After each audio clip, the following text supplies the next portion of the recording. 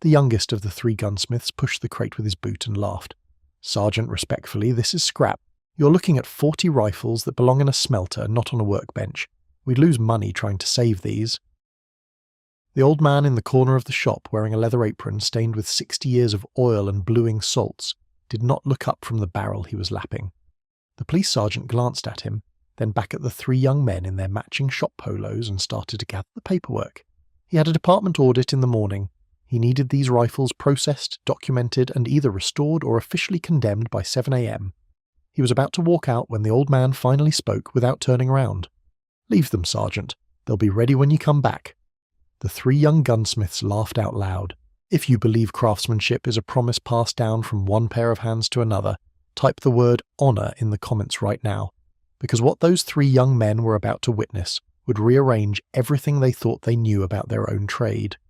His name was Walter Houseman, and at 79 years old he still walked the half-mile from his clapboard house on Sycamore Street to the shop every morning at 5:15, regardless of weather, regardless of the aching in his knees that had been his companion since a Jeep rollover outside Pleiku in 1969.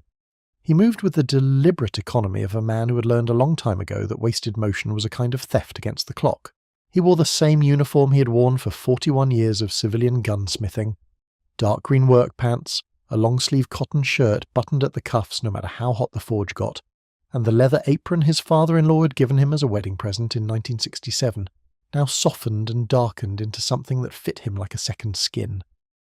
His hands were large and square and marked with small white scars in a constellation across the knuckles, and his fingernails were permanently rimmed in a dark line of bluing salt that no amount of lava soap had ever fully lifted. He did not wear glasses, though he probably should have, and when he worked at the lathe he cocked his head slightly to the left, a habit born from the blown eardrum on his right side that he had carried home from Vietnam along with everything else he did not talk about. His wife Eleanor had passed in the winter of 2019. They had been married 52 years. He still set 2 mugs out on the kitchen counter every morning, poured coffee in both, and drank from his own while hers sat there going cold, and then he rinsed both mugs and set them upside down on the drying rack before he walked out the door. He had a son in Colorado who called every other Sunday, and a daughter in North Carolina who sent photographs of grandchildren in the mail because she knew her father still liked holding a photograph in his hand better than looking at one on a screen. He did not own a smartphone. He had a flip phone for emergencies. What almost no one in town knew, because Walter had never mentioned it in 41 years of quiet commerce, was that in the small fireproof safe bolted to the floor of his bedroom closet there was a wooden box, and in that box was a bronze star with V-device, an Army Commendation Medal with V-device, and a handwritten letter signed by a 4-star general that began with the words, "I do not know how you did what you did at Quantum, and I am not sure I want to know, but I know this. Every man who came home from that firebase came home because of your hands." The shop was called Houseman Precision, and it sat on a corner lot at the north end of Main Street in a town of 4,000 people in central Pennsylvania. Walter had bought the building in 1984 with a VA loan and the last of Eleanor's inheritance from her mother, and he had run it alone until 2022, when his arthritis had finally forced him to take on help. The 3 young men had come aboard over the last 3 years. Marcus, 28, a graduate of a 2-year gunsmithing program in Colorado with a confident manner and a growing YouTube following. Trey, 26, a former competitive shooter who knew modern sporting rifles inside and out, and Cooper, 24, the youngest, sharp and ambitious, and convinced that the future of the trade was in tactical builds and Cerakote finishes and social media. They were not bad young men. Walter had interviewed them carefully, and he had chosen each of them for reasons he had not fully explained, and those reasons had to do with things he had seen in their eyes during long moments of silence across the counter. They were talented. They were hard workers. They had simply never yet in their lives been handed a problem that their training could not solve, and a young man who has never been handed such a problem tends to assume no such problem exists. The shop itself was divided into 2 worlds, though the young men did not always notice the dividing line. The front half was bright and modern: LED shop lights, a computer terminal for ordering parts, glass cases displaying Cerakote samples and modern optics, and 3 new workbenches with digital torque wrenches and articulating magnifier lamps. The back half was Walter's. It was darker, quieter, and it smelled of linseed oil and hot steel, and the particular mineral sharpness of fresh bluing solution. Against the rear wall stood a 1942 South Bend lathe that Walter had bought at a military surplus auction in 1978 and rebuilt himself over 2 winters, and next to it a small coal forge Walter had fired for the first time in 1985 and had not let go cold for more than a week at a time since. There were bluing tanks, 3 of them stainless steel, hand-plumbed, heated by propane burners Walter had installed himself, and a stoning bench with a set of Arkansas stones so old and so finely conditioned that a visiting master armourer from Springfield Armory had once offered Walter $4,000 for them and had been politely turned down. It was into this shop, at 4:15 on a Tuesday afternoon in October, that Sergeant Dale Morrison of the County Sheriff's Office walked with a wooden crate in his arms and a problem he did not know how to solve. The crate held 40 rifles, and the rifles were in the condition that rifles end up in when they have spent years in the hands of men who did not own them legally and did not care for them at all. They had been seized over 18 months from 3 separate operations, a methamphetamine pipeline in the hills south of town, a home invasion crew operating out of a disused motel, and a firearms trafficker who had been running stolen rifles through a storage unit near the interstate. The department had held them in evidence through the trials. The trials had concluded. A judge had signed the order transferring the rifles to the department for disposition, and now Sergeant Morrison had 40 rifles, a shrinking budget for a replacement program that needed working weapons more than it needed scrap metal, and a department audit scheduled for 7 the following morning, at which he would need to present either a finished inventory of restored serviceable firearms or a signed condemnation for every single one. Marcus unlatched the crate and began lifting rifles out one at a time, laying them along the front counter in a grim row. There were bolt actions with cracked walnut stocks, the cracks running long and ugly along the grain. There were semi-automatics with bent operating rods, the kind of damage that usually came from somebody using a rifle as a pry bar. There were barrels so deeply pitted from interior rust that the rifling looked like the surface of the moon. There were triggers seized solid, magazines crushed, sights sheared off at their bases, receivers with gouges deep enough to catch a fingernail. Cooper whistled through his teeth. Trey picked up one particularly abused Mauser, held it up to the light, and set it back down without a word. Marcus looked at Sergeant Morrison and gave a small professional shrug that contained his whole estimate of the situation. "Sergeant, I'll be straight with you. 20 of these maybe, with new stocks and new barrels and 2 weeks of labour we could bring back. The other 20 are scrap, and honestly, the 20 we could save, the labour cost is going to run you more than just replacing them with surplus." From the back of the shop, without turning around from the lathe, Walter Houseman said one sentence in a voice so quiet that only Sergeant Morrison, who had known Walter for 11 years, actually heard it clearly. He said, "Son, you're looking at the wrong 40 rifles." Marcus did not hear him, or rather Marcus heard a murmur from the old man and assumed it was the mild muttering that old men sometimes do at their workbenches, and he kept talking to Sergeant Morrison, and he laid out a professional and entirely reasonable proposal for condemning the whole crate and helping the department source 40 surplus rifles through a distributor Marcus had a relationship with. He was, by every measure of his training, correct, and Sergeant Morrison, who was tired and had a wife at home who was waiting dinner on him and had an audit at 7 the next morning, was on the verge of simply signing a condemnation form when Walter set down his lapping rod, wiped his hands on a rag, and walked to the front of the shop. He walked slowly. He always walked slowly. But there was something in the slowness of his walk that afternoon that made all 3 young men stop talking. He stopped at the counter and he looked at the rifles. He did not pick any of them up.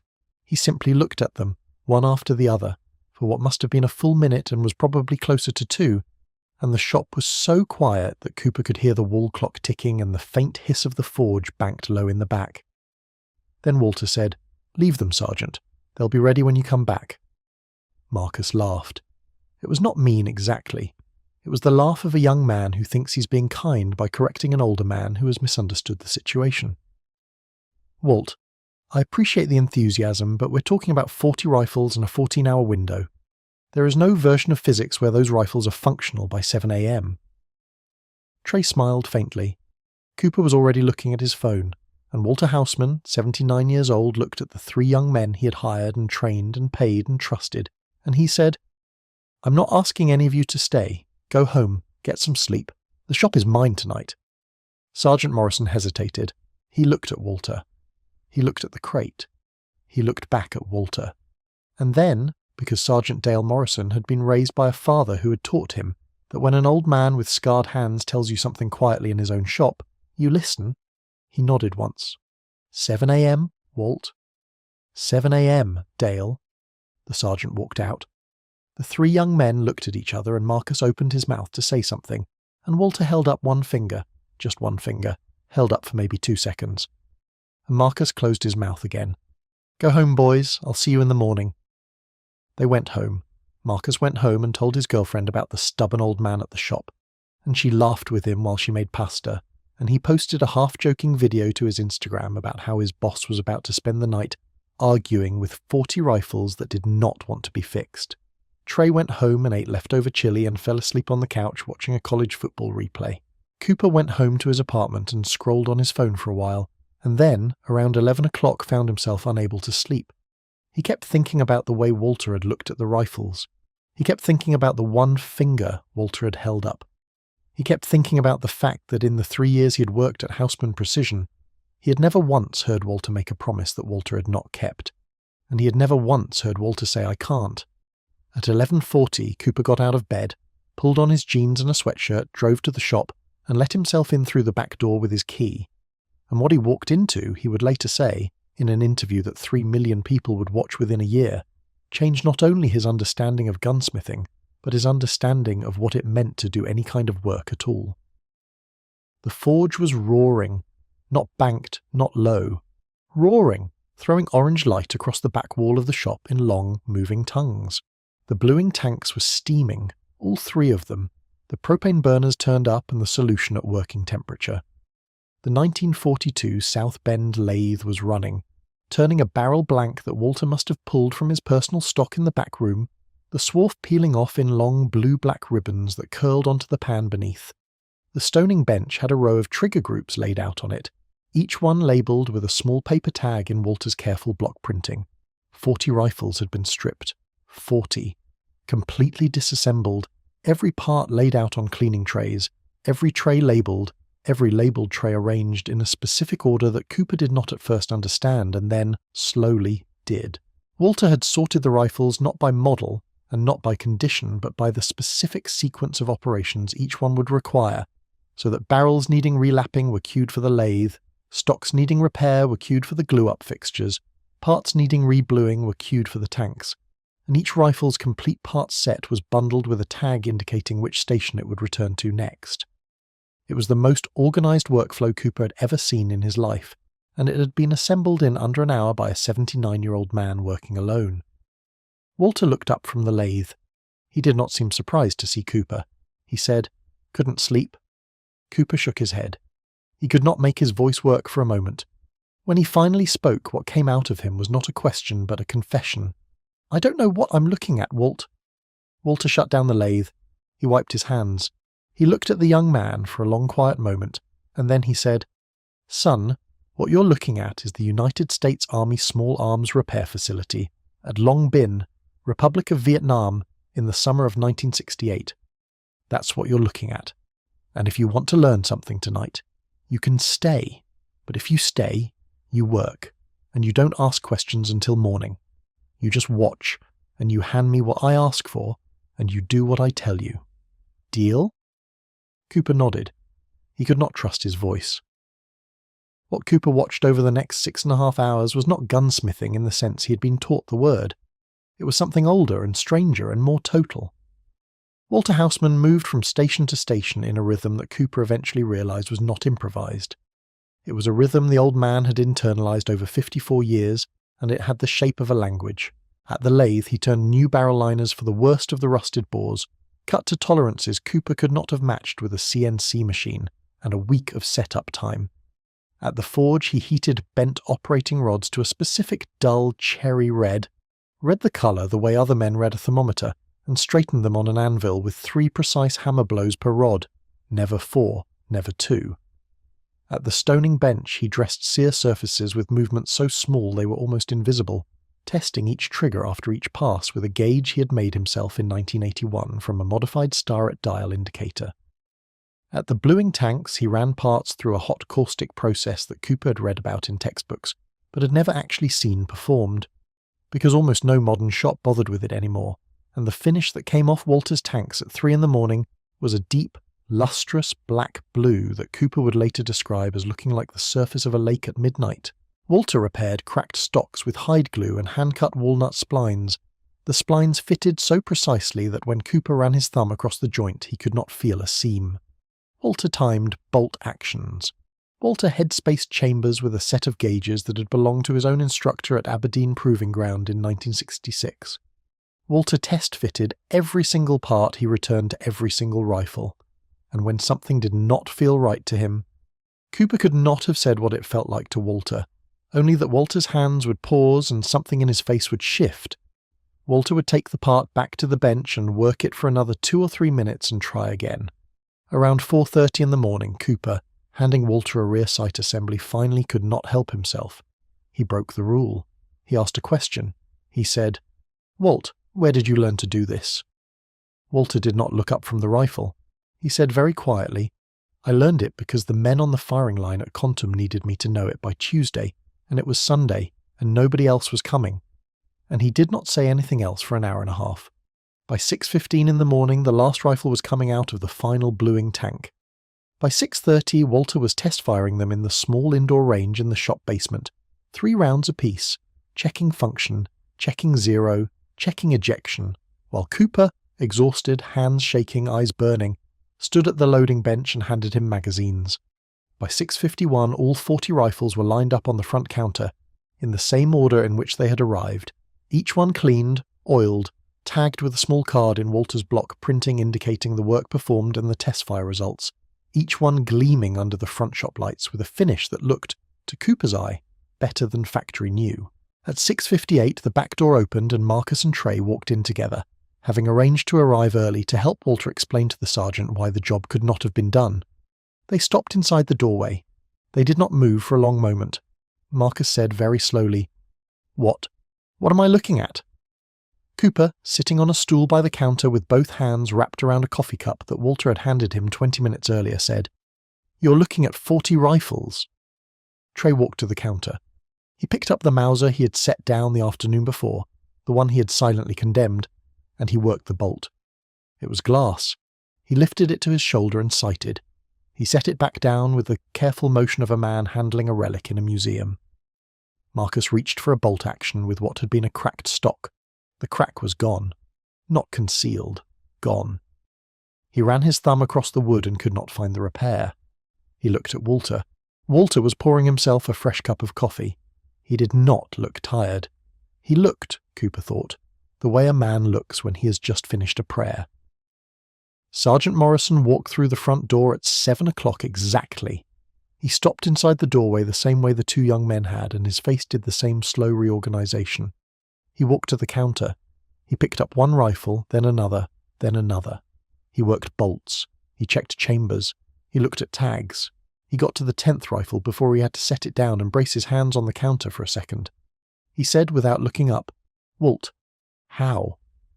And Walter Houseman, 79 years old, leaned on his cane at the end of the counter, and he said, "Dale, I had a crate of rifles and 14 hours and a young man who was willing to hand me what I asked for, that's how."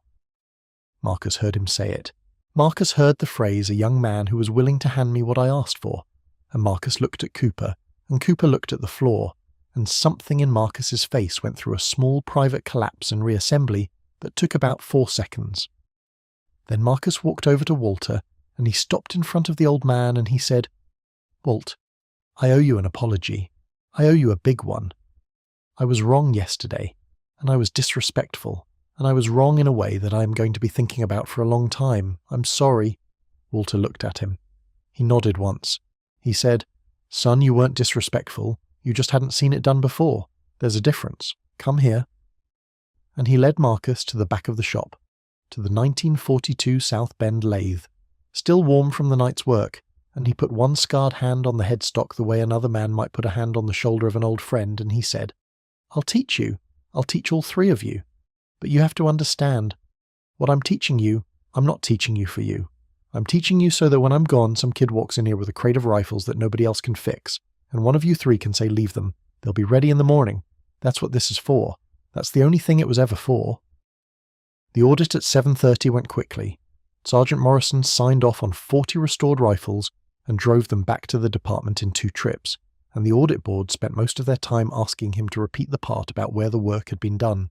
By noon, the story had travelled through the sheriff's department, and by that evening it had reached the county armourer in Harrisburg, and by the end of the week Walter Houseman had received a phone call from a retired full colonel who had served with him at Long Bin in 1968, and who had seen Walter's name on a trade journal piece that Cooper, unable to help himself, had written and posted to a gunsmithing forum at 2 a.m. 2 nights after that Tuesday. The colonel flew in from Virginia a month later. He came into the shop in a civilian suit, and he stopped in front of Walter at the front counter, and he took off his hat and held it against his chest the way a man holds a hat in the presence of something sacred, and he said, "Sergeant Houseman, I have been looking for you for 53 years. I came here to tell you thank you, and to tell you that the men you kept in the fight at Quantum, the ones who are still alive, would like you to know that we have not forgotten what your hands did." Walter shook the colonel's hand. He did not cry. He had not cried in public since Eleanor's funeral. But he held the colonel's hand for a long moment, and then he said, very quietly, "Thank you, Colonel. Thank you for coming to say it." And then, because Walter Houseman was Walter Houseman, he offered the colonel a cup of coffee and walked him to the back of the shop and showed him the lathe. Marcus, Trey and Cooper are still at Houseman Precision. They have been there now for another year and a half. Cooper has learned to run the 1942 South Bend and has started, under Walter's supervision, to turn his own barrel liners. Trey has become the shop's resident expert on hot caustic bluing, a process he had never touched before that October night. Marcus closed his personal YouTube channel for 6 months, the same way a young instructor at a carbine course had once closed his, and when he reopened it he posted a single video titled "The Night I Learned What I Didn't Know," and in that video he told the story of the 40 rifles, and he named Walter Houseman, and he said into the camera, "Everything I thought I knew about this trade, I knew from the top of the iceberg. There is a whole mountain underneath the water, and the men who built that mountain are disappearing, and if you're lucky enough to work next to one of them, you shut your mouth and you hand them what they ask for, and you learn." The video has been watched by 2.5 million people. In the comments pinned at the top, there is a single word that appears over and over, the way a drum beat appears in a hymn, the way a promise appears in a marriage, the way a name appears on a wall of names that no one should ever forget. That word is honour. Walter Houseman still walks the half mile to the shop every morning at 5:15. He still pours 2 cups of coffee on the kitchen counter. He still wears the leather apron his father-in-law gave him in 1967. He does not think of himself as remarkable. He thinks of himself as a man who was taught by other men how to fix a rifle, and who promised those men, a long time ago in a country far from here, that he would not let the knowledge die with him. He has kept that promise for 57 years. He intends to keep it for as many more as he has given. If this story moved you, if you believe that the old hands in the back of the shop deserve a second look before you decide what they can and cannot do, subscribe to this channel, because every story we tell here is for them. The ones who learned it the hard way, the ones who carry the knowledge quietly, the ones who say leave them, they'll be ready in the morning and then make good on it. Type the word honour one more time in the comments. Let them know we see them. Let them know we remember.